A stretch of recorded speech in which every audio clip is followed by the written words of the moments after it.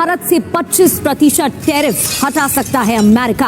आप समझते हैं ये मामला हाथ से निकल जाएगा? अमेरिकन ये समझते हैं कि वो जो प्रेशर डाल रहे थे इंडिया के ऊपर शायद वो काम करे या ना कर रही। और मोदी जी ने बिना बोले चीजों को चेंज किया है, फ्लिप कर दिया पूरी स्क्रिप्ट। तो जरदारी को इस वक्त कराची में होना चाहिए था। कराची में जो मॉल में आग लगी है जिसमें कई लोग जलकर खाक हो गए या जलकर जिनकी जानें चली गई, उनके पास जाकर उनसे बात करके या उनके लोगों से, उनके फैमिली के लोगों से कोई हमदर्दी का इजहार करते, कोई बात करते, लेकिन उसके बजाय हमारे पॉलिटिशियंस हमेशा की तरह पाकिस्तान में लोग जलते रहे, मरते रहे या भूखों मरते रहे, इन्हें कोई फर्क नहीं पड़ता। और यही चीज इस वक्त भी देखने में आई। आखिर ये तमाम के तमाम लोग जो है एक तरह से पाकिस्तान के टैक्स पेयर्स के पैसे से वो खामोशी से एक बड़ा तूफान या तसादुम का मरकज बन रही है आलमी ताकतों के दरमियान। दरअसल भारत पर लगाए गए अतिरिक्त अमेरिकी टैरिफ को लेकर अब अमेरिका की ओर से नरमी के संकेत मिल रहे हैं। वो समझ रहे हैं कि अब हमें भी इंडिया की मार्केट का फायदा उठा लेना चाहिए इससे पहले कि इट्स टू लेट। जो पूरा का पूरा चेस बोर्ड है,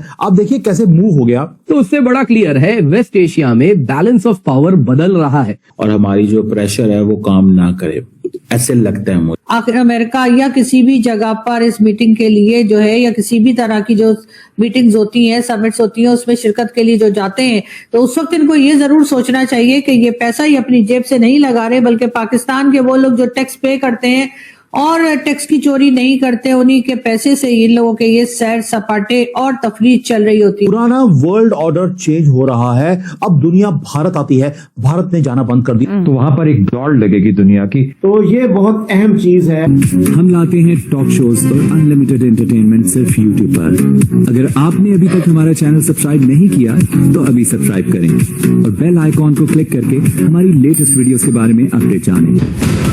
क्या अमेरिका भारत के आगे झुक गया है?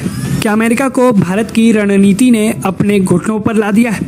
ये तमाम सवाल जो हैं अब उठ रहे हैं क्योंकि एक ऐसी खबर सामने आई है जो इन सभी अटकलों को हवा दे रही है। दरअसल भारत पर लगाए गए अतिरिक्त अमेरिकी टैरिफ को लेकर अब अमेरिका की ओर से नरमी के संकेत मिल रहे हैं। अमेरिका जिसने भारत पर रूसी तेल की खरीद को लेकर 25% का अतिरिक्त टैरिफ लगाया था, उसे अब अमेरिका हटाने के रास्ते पर विचार कर रहा है। और ये सारे संकेत खुद अमेरिका के ट्रेजरी सेक्रेटरी स्कॉट बेसेंट ने दिए।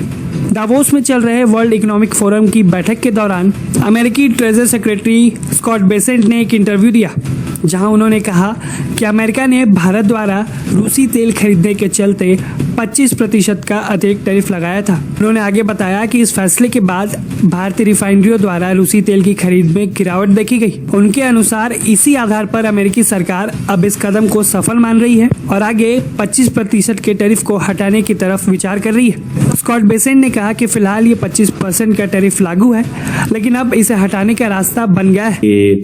जैसे जैसे यूरोपियन यूनियन इंडिया के करीब आ रही है, अमेरिकन ये समझते हैं कि वो जो प्रेशर डाल रहे थे इंडिया के ऊपर शायद वो काम करे या ना कर रही।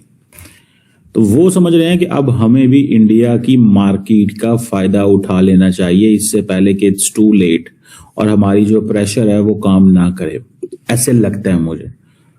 ठीक है जी, ये जरा सुनिएगा यूएस के जो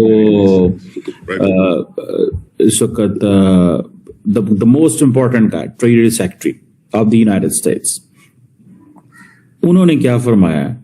स्कॉट बेसेंट ने उन्होंने कहा जनाब कि हम 25% टैरिफ जो है वो इंडिया के ऊपर रिमूव कर सकते हैं क्योंकि हमें जो डिजायर्ड रिजल्ट थे वो मिल गए हैं। एक बात हो गई। होने वाला है कि दावोस में हम नहीं गए तो दावोस भारत में आ रहा है। एक ही कंट्री है जो वहां पे नहीं गया और पूरी दुनिया स्क्रिप कर रही थी कि ये डोनाल्ड ट्रंप ने टैरिफ लगा दिए, ट्रेड वॉर शुरू हो गया। न्यू दिल्ली ने ना गया ना ही कोई जवाब दिया, बिल्कुल दे स्टूड साइलेंट। और साइलेंट भी हैं और फर्म भी हैं।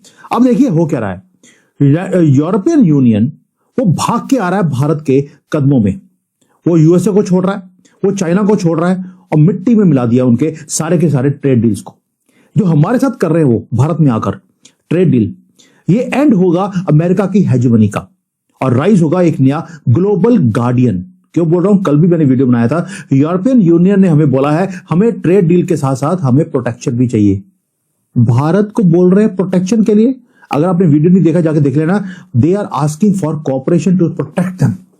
अब आते हैं सबसे पहले, मैं मुद्दे लेके आऊंगा 4-5, लेकिन सबसे पहले यार हम पाकिस्तान की बात ना करें, मजा नहीं आता। थोड़ा सा हिलेरियस मूड से शुरू करते हैं आज। पहली बात है कि हम तो कर रहे हैं $1 ट्रिलियन की डील्स कर रहे हैं, जियोपॉलिटिकल अर्थक्वेक लेके आने की बातें बोल रहे हैं, लेकिन पाकिस्तान ने भी एक अर्थक्वेक ला दिया। एक हिलेरियस कॉन्ट्रास्ट है उनके बीच में और हमारे बीच में।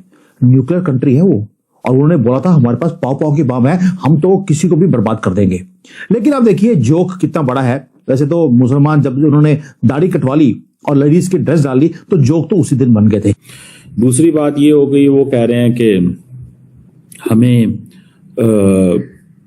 जो पेट्रोलियम प्राइसेस जी हैं उनको भी मेंटेन करना था। रशिया की भी इकोनॉमी टाइट करनी थी। रशिया के साथ इकोनॉमी को उसको इंसेंटिव कम जाएंगे तो वो टेबल पे हमारे साथ बैठ के मामला ठीक करेगा। तो India basically is the country जो ये कर रहा था। ये जरा सुनिएगा, मैं इसकी फिर आपको geo political and geo strategic implications बताता हूँ। His goal in many of these things, right? We put 25% tariffs on India for buying Russian oil, and the Indian purchases by their refineries of Russian oil have collapsed. So that is a success. The tariffs are still on. The 25% Russian oil tariffs are still on. I would imagine that there is a path to take them off. So that's a check and a huge success. I will also point out that our virtue signaling. समझ रहे हैं बात? ये जो treasury secretary भाईजान ने बात की है, आई थिंक डेवोस में की बात कर रहे थे, और ये they call it as punitive duties, और रशियन क्रूड ऑयल जो खरीद रहे थे, और वो कहते हैं हमारे लिए बड़ी कामयाबी है। अच्छा देख लें, sometime nations become too big, countries इतने बड़े हो जाते हैं, उनकी मार्केट्स इतनी इंपॉर्टेंट हो जाती है कि इट्स टू डिफिकल्ट चीजें मैनेज करना। चीजों को मैनेज करना बहुत मुश्किल हो जाता है, और ये चीजें इंडिया को उनके लिए मैनेज करना बहुत ज्यादा मुश्किल हो गया हुआ, बिकॉज इंडिया बड़ी मार्केट है, इंडिया के साथ ताल्लुक हैं, इंडिया के साथ चीजें हैं, कैसे ये सब कुछ किया जाए। तो ये जो प्यूनिटिव टैरिफ हैं, ये प्यूनिटिव ड्यूटीज जो हैं, ये दे आर देयर। अब देखें 2025 के अंदर अमेरिका ने 25% जो टैरिफ लगाए कि जी ट्रेड इम्बैलेंस है, 50% की ये 25% पेनल्टी है, 25% रेसिप्रोकल है। ये पेनल्टी एंड रेसिप्रोकल वो इसलिए कहते हैं, पेनल्टी कहते हैं कि जी फलां चीज की वजह से पेनल्टी, रेसिप्रोकल ये है कि आपने हमारे ऊपर टैरिफ हाई किए हैं, हम भी आपके ऊपर कर रहे हैं, ठीक है ना जी। ये इंडिया और अमेरिका के ताल्लुकात में सबसे बड़ा प्रॉब्लम, या जिसे लफ्ज़ कहते बोलते हैं इरिटेंट, ये वो एक इरिटेंट था।